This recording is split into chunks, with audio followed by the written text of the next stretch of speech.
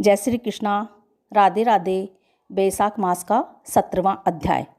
ब्रह्मा जी कहने लगे कि जो वैशाख धर्म का पालन करता है और उसके गुणों का गान करता है उस पर भगवान प्रसन्न होते हैं। ब्रह्मा जी कहते हैं, हे यम, उस राजा पर मेरा कोई प्रभाव नहीं, क्योंकि विष्णु के भक्तों को शुभ अशुभ करने की किसकी सामर्थ्य है। उनके भक्तों को जरा, मृत्यु, व्याधि आदि का कुछ भी भय नहीं होता। सेवक को स्वामी ने जिस काम के लिए नियुक्त किया है, जब तक उसमें शक्ति है किए जाए, और जब कार्य करने की शक्ति न रहे तो स्वामी से निवेदन कर दे। उस समय वह उरुण हो जाता है और उसे कोई दोष स्वामी का कार्य करने का नहीं लग सकता। अपना कर्तव्य कार्य करने में प्राणियों को कोई दोष नहीं लगता है। हे यम, जब तुम इस कार्य के करने में असमर्थ हो तो तुम्हारा क्या दोष है। जब ब्रह्मा जी ने ऐसा कहा तो यम अत्यंत दुखी होकर अश्रुपात करने लगा तथा अत्यंत दीन वाणी से बोला कि हे पितामह, आपकी सेवा से मुझको सब कुछ मिल गया, परंतु अब मुझे अपने काम पर जाने की तब तक इच्छा नहीं जब तक भूमंडल पर यह राजा राज्य करता है। जब तक इस राजा को इस कार्य से मैं चलायमान नहीं कर देता, मुझको विश्राम प्राप्त नहीं हो सकता। आप मेरे इस कार्य को सिद्ध कर दीजिए, तभी मैं फिर शासन कर सकता हूँ। यम की यह बात सुनकर ब्रह्मा जी सोच में पड़ गए। थोड़ी देर विचार करके ब्रह्मा जब यम को समझाते हुए बोले कि हे यम, इस वैष्णव धर्म में परायण राजा का निग्रह तू नहीं कर सकता, और यदि क्रोधवशात तू नहीं मानता तो विष्णु भगवान के पास चलते हैं। जैसी वह आज्ञा करेंगे वैसा ही किया जाएगा। ऐसा कहकर ब्रह्मा जी यम को साथ लेकर क्षीर सागर में गए और निर्गुण रूप परमेश्वर आदित्य पुरुषोत्तम भगवान की सांख्य योग से स्तुति करने लगे। इस प्रकार की स्तुति पर श्री विष्णु भगवान प्रकट हुए और गंभीर वाणी से कहने लगे कि तुम्हारे आने का क्या कारण है। क्या तुम राक्षसों द्वारा सताए गए हो। यम का मुख मलिन और कंधे क्यों झुके हुए दिखाई देते हैं।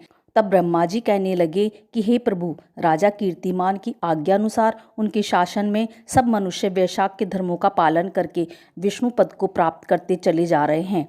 इस कारण जब सारी यमपुरी खाली हो गई तो यम युद्ध करने के लिए राजा के पास गया और अपने दंड उठाकर राजा को मारने लगा, तो आपके सुदर्शन चक्र ने इसको परास्त कर दिया। अब यह दुखी होकर मेरे पास आया है।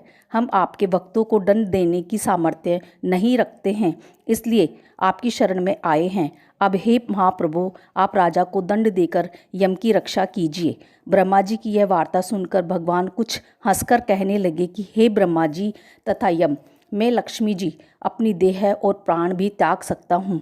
श्रीवत्स, कौस्तुभ मणि तथा वैजंती माला का त्याग कर सकता हूँ। श्वेत दीप, बैकुंठ, क्षीर सागर, गुरुड़ और शेष को भी छोड़ सकता हूँ, परंतु अपने भक्तों को नहीं छोड़ सकता। आप ही सोचिए, जिन्होंने मेरे लिए सर्वस्व त्याग दिया और अपनी आत्मा मुझ में ही लगा दी, मैं उनको कैसे त्याग सकता हूँ। फिर भी हे यम, मैं तेरे दुख को दूर करने का उपाय बतलाता हूँ।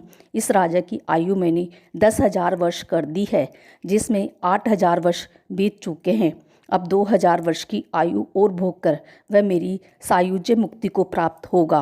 तब वैन नाम का एक राजा बड़ा दुराचारी होगा और सब वेदोक्त धर्मों को नष्ट कर देगा। वैशाख धर्म भी लोप हो जाएंगे।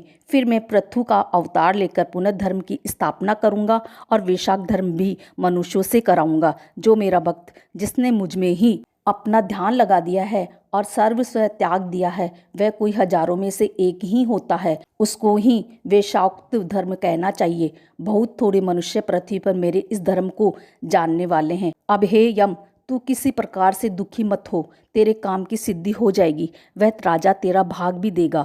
अपने अपने भाग को ग्रहण करने वाला दुखी नहीं होता। जो मनुष्य उद्देश्य से प्रतिदिन स्नान, अर्घ्य, जल, कुंभ, दही अनादि का दान नहीं करेंगे, उनका वैशाख धर्म निष्फल हो जाएगा। जो कोई प्राणी तुम्हारा भाग देकर वैशाख धर्म करे, उनके कार्य में तुम विघ्न मत डालो, और जो तुम्हारा भाग दिए बिना ही केवल मेरा भजन करता है, उसको मेरी आज्ञा से तुम अवश्य दंड दो। उस राजा से तुम्हें भाग दिलाने के लिए मैं अभी सुनंद को भेजता हूँ। वह अवश्य राजा को समझाकर तुम्हारा भाग दिलाएगा। इस प्रकार हर तरफ से यम को आश्वासन देकर भगवान अंतर्ध्यान हो गए।